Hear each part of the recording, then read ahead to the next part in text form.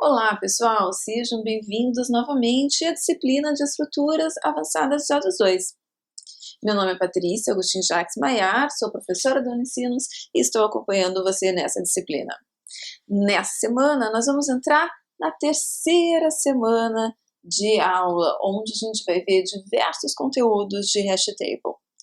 Vamos começar, então, com alguns conceitos básicos? Lembrando que essa videoaula ela é baseada no capítulo 11 do livro Algoritmos. Para uma visão mais aprofundada desse assunto, a gente recomenda a leitura complementar desse capítulo do livro Algoritmos. Especificamente na aula de hoje, a gente vai lembrar o que são tipos abstratos de dados e o que são estruturas de dados, e a gente vai ver os novos tipos abstratos de dados, mapa e dicionário, e a estrutura de dados relacionada a Hashtable, que é um conceito novo, imagino, para a grande maioria de vocês. Então, lembrando, o que é um tipo abstrato de dados? É a especificação matemática de um conjunto de dados e das operações que podem ser executadas sobre esses dados. Então, a gente está trabalhando com um conjunto de dados e a gente sabe que a gente vai fazer algumas operações que são necessárias fazer sobre esse conjunto de dados. No tipo abstrato de dados, a gente não está preocupado em como fazer. A gente está apenas preocupado com o que deve ser feito. Em Java, uma forma da gente pensar em expressar um tipo abstrato de dados é através de uma interface. Certo? Numa interface, a gente não tem nada de implementação, a gente tem apenas as declarações do método e da classe, que vão dizer, pelos nomes dos métodos, pelos seus argumentos, pelos tipos de retornos, o que eles fazem. Uma estrutura de dados, então, é uma forma da gente implementar um tipo abstrato de dados com os recursos disponíveis numa determinada linguagem de programação. Então, a estrutura de dados nada mais é do que a materialização do tipo abstrato de dados. Em Java, uma estrutura de dados ela é implementada por uma classe. Então, a gente vai ter que os dados do tipo abstrato de dados, eles vão ser implementados, representados por variáveis na classe, e as operações de uma estrutura de dados, elas vão ser implementadas pelos métodos na classe. Então, como a gente falou, as estruturas de dados são materializadas, as estruturas de dados são materializações dos tipos abstratos de dados, e um mesmo tipo abstrato de dados ele pode ser concretizado de diversas formas, ele pode ser implementado de diversas formas, gerando diversos tipos de estrutura de dados. Então, por exemplo, para o tipo abstrato de dados lista linear geral, a gente pode ter tanto a estrutura de dados lista encadeada, que é uma implementação da lista linear com referências, e a gente pode ter lista colocação estática, com uma implementação do tipo abstrato de dado lista linear utilizando array. Então, são duas estruturas de dados diferentes para o mesmo tipo abstrato de dados. Bom, então nós vamos começar vendo mapas e dicionários. Então, mapa é um tipo específico de tipo abstrato de dados que é responsável por armazenar um par chave-valor, que geralmente a gente vai chamar de entradas ou registros, onde nesse par chave-valor cai a chave e V é o valor. Uma das grandes vantagens, uma das grandes características desse tipo abstrato de dados mapas é que eles permitem que as chaves, que os registros, eles sejam acessados muito rapidamente pela sua chave. Então, muito rapidamente, e geralmente isso no tempo O de 1, a gente vai conseguir acessar um registro pela sua chave. Os mapas e os dicionários, eles são muito diferentes, eles são muito semelhantes entre si, com a grande diferença que nos mapas as chaves devem ser únicas e os dicionários, por outro lado, eles permitem chaves duplicadas. Hashtable, então, é uma estrutura de dados que implementa os tags mapa e dicionário. Ele tem as mesmas operações que as listas sequenciais, inserção, remoção e busca, porém de uma forma muito mais eficiente. Numa hashtable, a gente consegue realizar essas operações, principalmente a operação de busca, num tempo constante, num tempo ódio, um acesso muito rápido. E isso pelo próprio valor da chave. Então, Isso é a principal vantagem da hash table. Para que a gente possa entender isso melhor, vamos ver um exemplo. Antes, porém, da gente ver a hash table, vamos ver uma estrutura de dados um pouco mais simples que a tabela de endereço direto. Vamos considerar que a gente tenha um universo de chaves que são as chaves entre 0 e 9. Então, a gente tem 0, deixa eu mudar aqui. A gente tem 0, 1, 2, 3, 4, 5, 6, 7, 8, 9 e 10. Vamos considerar que, na verdade, a gente tem um universo de chaves entre 0 e 10, ok? Bom, nesse universo de chaves, as chaves que a gente vai efetivamente inserir são 2, 4, 5 e 8. Porque a gente só precisou, vamos dizer, utilizar essas chaves na nossa aplicação. O que a tabela de endereço direto faz é um mapeamento da chave para a posição da array, um mapeamento direto, ou seja, a chave 2 vai para a posição 2, a chave 4 vai para a posição 4, a 5 para 5 e a 8 para a posição 8. É claro que isso só vai funcionar se a gente está trabalhando com chaves que são números naturais. Agora vamos considerar que a gente não está trabalhando como universo de chaves apenas as chaves de 0 a 10, mas as chaves de 0 a 999, certo? Então a gente vai ter 0 a 999 e a gente vai ter também 108, que é uma chave que a gente vai querer inserir, e 304, que também é uma chave que faz parte do subconjunto das chaves usadas, e a gente vai ter todas as outras chaves entre 0 e 999, que a gente não vai escrever aqui, ok? Então, a gente precisa ter uma forma da gente colocar essas chaves aqui dentro de um array, né? Então, no caso, seria ter um array de tamanho 999. Só que verifiquem que o nosso número de chaves que a gente quer realmente seria 1, 2, 3, 4, 5, 6, certo? Então, a gente teria uma tabela de tamanho 1000 para inserir apenas 6 chaves, ou seja, a gente estaria subutilizando espaço de memória, né? A gente estaria com um péssimo utilização da memória. E vamos considerar que a gente quisesse ir no universo maior de chaves, a gente quisesse como chave qualquer número natural possível e que a gente fosse inserir um número muito menor de chaves do que o número infinito de números naturais, né? Então, seria impossível ter uma tabela de tamanho infinito. A gente precisa ter uma outra estrutura de dados, ok? Mas a gente quer que essa outra estrutura de dados ainda tenha um acesso rápido e uma inserção rápida, ou seja, a gente ainda quer que, assim como na tabela de endereço direto, a busca e a inserção e a remoção sejam em tempo ódio. Se eu tenho uma chave, eu sei em que posição ela se encontra diretamente na minha tabela. Então, nesse caso, eu tenho que ter uma forma de mapear a chave numa das posições existentes na minha array. Vamos dizer que a minha array tem um tamanho M, certo? Que aqui, nesse exemplo, é 11. Ou seja, a indexação vai de 0 a 10. O que a hash table faz é utilizar uma função de hash para mapear. Essa função de hash, então, vai transformar essa chave, que pode ser qualquer número natural, ou pode mesmo ser um valor alfanumérico, não precisa ser um valor numérico, num número entre 0 e m-1, né? Sempre lembrando que m é o tamanho da nossa tabela. Então, por exemplo, o 304, vamos dizer que a nossa chave seja 304, a gente quer inserir ou buscá-la num tempo muito rápido aqui na nossa hash table. Então, a gente vai utilizar a função de hash, essa aqui, h, passando como parâmetro k, que é a chave 304.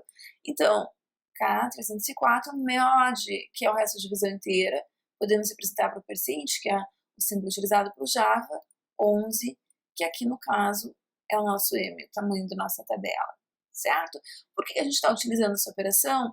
Porque o resto da divisão inteira por número, ele sempre vai retornar um valor entre 0 e aquele número menos 1. Então, por exemplo, aqui, ó, K mod M sempre vai retornar um número no intervalo 0 até M menos 1. Ok? Então, a gente está garantindo que ele vai tornar uma posição da tabela que existe. Então, como é que a gente calcula rapidamente o resto da divisão inteira? 304 por 11, 2 vezes 11, 22, sobra 8, puxa o 4 lá de cima, 7 vezes 11, 77, e sobra 7.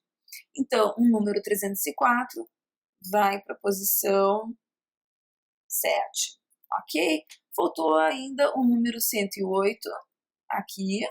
Então, 108 dividido por 11, a gente tem 9, 9 vezes 11, 99, e sobra 9 aqui. Então, o número 108 vai para a posição 9, ok? Quando for necessário, quando a nossa aplicação precisar, ela vai chamar a função de busca, o método de busca da hashtable. O que ele vai fazer? Ele vai utilizar essa mesma função de hash para saber que posição possível poderia estar aquela chave. Por exemplo, 304 está na posição 7, e vai verificar, o 304 está na posição 7? Sim. Então, ok, então ele retorna avisando, né? E sempre lembrando que, geralmente na hashtable, a gente tem a chave, né? Uma possível implementação é como a gente fez aqui, ter só a chave, mas outra possível implementação é ter a chave, mas ter também outros dados satélites, né? A gente tem um registro com a chave e outros dados satélites, ou então chave, valor, como a gente viu, ok? Bom, então o que a gente pode constatar é que a função de hash ela é muito importante nas implementações de hashtable. É a função de hash que vai garantir que a gente vai poder fazer essas operações de inserção, busca e remoção em tempo odd 1. Então, uma função de hash, ela executa a transformação do valor de uma chave em um índice de vetor pela aplicação de operações aritméticas ou lógicas, né? Então, como a gente viu no exemplo anterior, a gente aplicou a operação aritmética do resto da divisão inteira, mod, para obter o valor hash, né? Que é esse valor retornado pela função de hash para uma determinada chave que vai determinar a posição dentro da tabela. Os valores das chaves, eles não precisam ser sempre números naturais, né? Eles podem ser numéricos, mas eles também podem ser alfabéticos ou alfanuméricos. E essa função de hash, ela vai ter essa função de também transformar tudo isso num número de 0 a n-1. Tá? Na verdade, a função de hash ela é formada por duas partes. A criação do código do valor de hash, né? Ou seja, transformar a chave que não precisa ser necessariamente um número inteiro, pode ser um valor, pode ser letras, pode ser um nome, por exemplo, João, Maria, num valor numérico, que não precisa estar no intervalo 0 e menos 1 ainda nessa primeira parte. A segunda parte, que a gente chama de função de compressão, é ela sim que vai pegar esse valor numérico, que pode ser muito grande, e transformar ela num valor no intervalo 0 e menos 1, ou seja, num valor que caiba dentro da tabela, que vai determinar um índice possível para a tabela, certo? O ideal é que o tamanho da tabela seja um número primo. Isso vai fazer com que os dados fiquem melhor distribuídos dentro da nossa tabela e vai diminuir a possibilidade de colisões, ou seja, para duas chaves diferentes dar o mesmo valor de hash. A gente vai ver em mais detalhes futuramente como fazer isso. Duas funções de hash mais comuns existentes são um método de divisão, que é aquele que a gente viu nos slides anteriores, K mod M, né? Então, se a gente fizer um mod, um resto de divisão inteira de um valor por M, a gente está garantindo que o resultado vai ser um valor entre 0 e M menos 1, ou seja, um valor possível de índice para a tabela. Uma outra possibilidade um pouquinho mais elaborada é o método MED, né? Que em vez de K ele utiliza A vezes K mais B mod M. Aqui o A deve ser um valor maior que 0, esse A que está multiplicando K, que é a chave. O B também deve ser um valor maior ou igual a 0, e o M continua tendo que ser um número primo. Então, as hash tables, elas indexam as chaves pelos seus valores e geralmente elas vão ser utilizadas para manter um conjunto de dados que evoluem constantemente, que se modifiquem constantemente, né?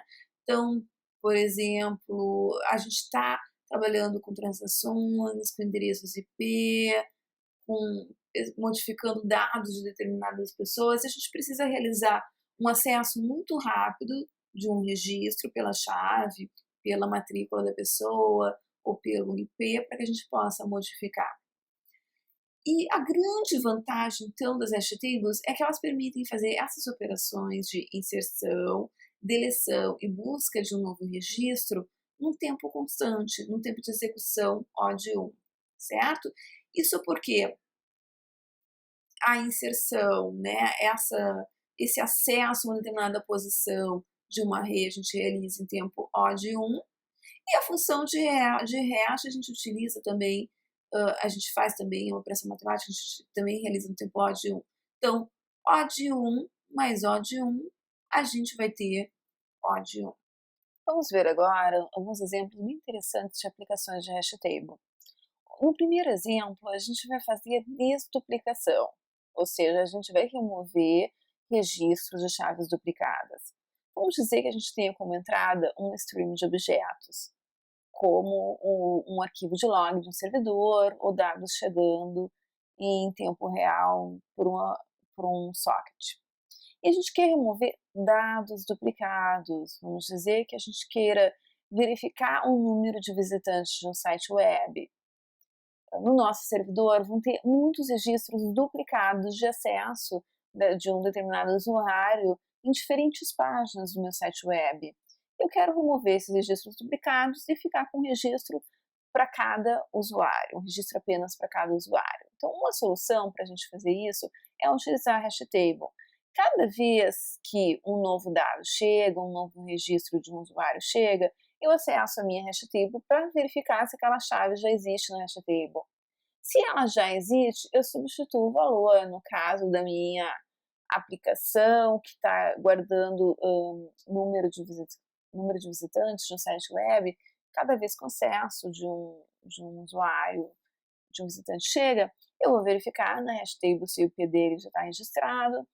Se sim, eu vou pegar e vou incrementar o contador daquele usuário para dizer que ele realizou um novo acesso. Se não, eu vou inserir um registro para aquele usuário. Okay? Uma outra aplicação possível é a soma de dois números com total T.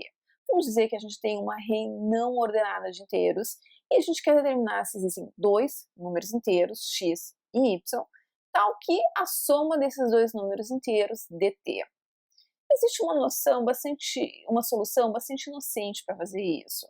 Essa solução consiste em fazer uma busca exaustiva. Então, eu vou ter dois laços for alinhados, certo? Vamos dizer que a minha array seja uma array 5, 2, 3 e 1. O laço mais externo, ele vai pegar a chave que está na primeira posição, e o laço mais interno, ele vai percorrer todas as outras chaves, somando os seus valores com a primeira chave para verificar se o total dá T. Depois o laço mais externo vai pegar a segunda chave e o laço mais interno vai comparar com todas as outras chaves. E assim por diante, certo? Essa solução inocente, ela tem tempo quadrático, ou seja, um tempo não muito bom. A outra solução possível seria a gente ordenar essa array para que a gente possa aplicar a busca binária, né? A busca binária a gente só consegue aplicar em arrays ordenadas. Então, digamos que a gente, vamos aqui, ordenação, 1, 2, 3, 5.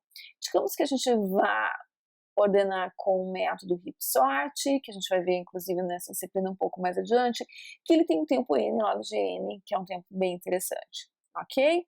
Então, depois, o que a gente tem que fazer? A gente vai percorrer essa array, pegando chave por chave, e para cada chave, depois a gente vai utilizar a busca binária para buscar o seu complemento, ou seja, para buscar t menos x. Ok? Então, digamos que inicialmente o nosso x seja 1, a gente vai utilizar a busca binária para encontrar t menos 1. Depois, digamos que o nosso x seja 2, vamos utilizar a busca binária para ver se existe t menos 2. E assim por diante. Bom, a gente faz o heap-sort no tempo n log de n, e a gente faz a busca binária no tempo log de n, só que a gente tem que fazer para cada um dos n elementos, então nós vamos ter n vezes log de n, que vai dar n log de n. N log de n mais n log de n, nós vamos ter um tempo total de n log de n, que já é um tempo bem melhor que o anterior. Mas a gente pode conseguir um tempo ainda melhor utilizando o hash table. A gente vai percorrer a nossa lista de inteiros, ok? E para cada uma das chaves, a gente vai utilizar a busca na hash table para verificar se existe a chave t menos x. Então, digamos que inicialmente o nosso x seja 5, a gente vai fazer uma busca na hash table para verificar se existe t menos 5, ok? E essa busca a gente consegue fazer no tempo O de 1, e para pegar cada um dos inteiros, a gente precisa de um tempo O de n, então O de n vezes O de 1, O de n, um tempo muito interessante. Certo? Ficaram interessados em hash table? Então na próxima aula tem mais. Na próxima aula nós vamos ver função de hash perfeito e imperfeito, nós vamos ver como tratar colisão em hash table, ou seja, quando duas chaves levam ao mesmo valor de hash, a mesma posição na tabela, e a gente vai ver as duas formas de tratar colisão, que são hash table com encadeamento separado e hash table com endereçamento aberto. Muito obrigada pela atenção de vocês nessa videoaula e até a próxima videoaula.